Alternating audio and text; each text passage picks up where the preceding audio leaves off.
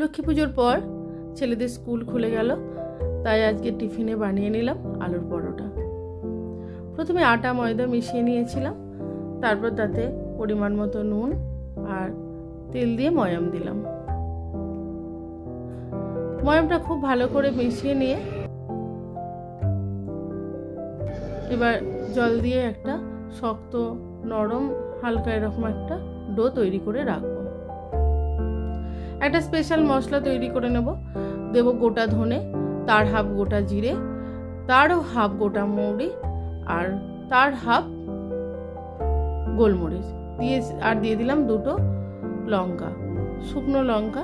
আমি কাশ্মীরি মির্চ দিয়েছিলাম, যে কাশ্মীরি লঙ্কাগুলো রং হয় কিন্তু ঝাল হবে না, আমি সেটা দিয়েছিলাম। এটা নুন আর অল্প একটু হিং দিয়ে আমি এটা একদম মিক্সিতে একটা মিহি করে নেব। খুব ভালো করে মশলাটা ভেজে নিতে হবে, কারণ মৌরি আর ধনে ভাজতে একটু টাইম লাগে। তারপর কিছুটা সেদ্ধ আলু আটা চামচের সাহায্যে আমি এটা খুব ভালো করে মিহি করে নিলাম। তার মধ্যে দিয়ে দিলাম ওই ভাজা মশলাটা 2 চামচ, দিলাম কাঁচা লঙ্কা, তারপরে অনেকটা ধনেপাতা। এবার হাতে করে ওটা খুব ভালো করে মেখে নিতে হবে।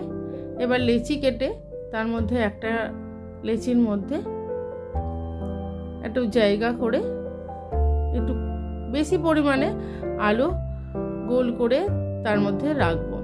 এবার চারদিকটা মুড়ে রেখে দেবো।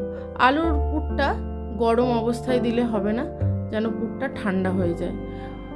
পুরটা গরম থাকলে যে ভেপারটা উঠবে সেই ভেপারে পুরো ময়দাটাকে ফাটিয়ে দেবে। এবার একটা একটা করে বেলে নেব। ময়দা দিয়েও বেলা যায়, কিন্তু আমার আর কিছু লাগেনি, আমি তেল বা ময়দা কোনো কিছু দিয়ে দিইনি, এমনি বেলে নিয়েছিলাম।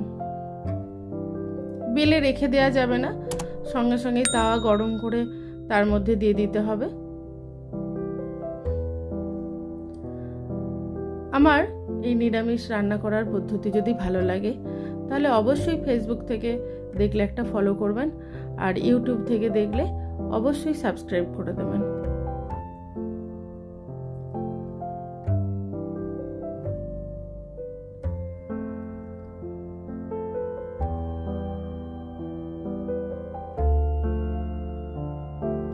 এবার তাওয়াটা গরম করে তার মধ্যে দিয়ে দিলাম।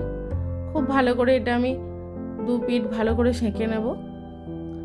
অল্প একটু তেল দিয়ে একটু ক্রাঞ্চি ক্রাঞ্চি করে ভেজে নেব।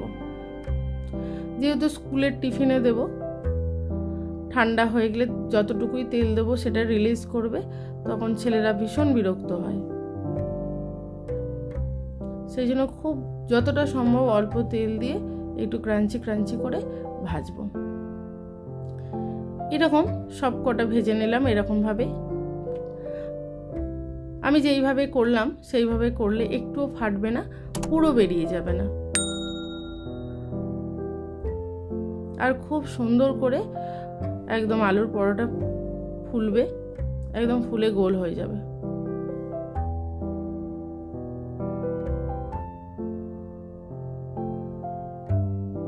যে খুব সুন্দর করে ফুলে গেল। এবার এর সঙ্গে একটা বানিয়ে নেব চাটনি। প্রথমে সাদা তেলের মধ্যে অল্প একটু চীনা বাদাম দিলাম, সেটাকে ভালো করে ভেজে নিয়ে তার মধ্যে 2টো কাঁচা লঙ্কা আর একটু ধনেপাতা দিয়ে দিলাম। একটু নুন আর একটু লেবুর রস দিয়ে এবার একটু মিক্সিতে, এটা মিহি করব না, একটু দারদারা থাকবে সেরকম পেস্ট করে নেব।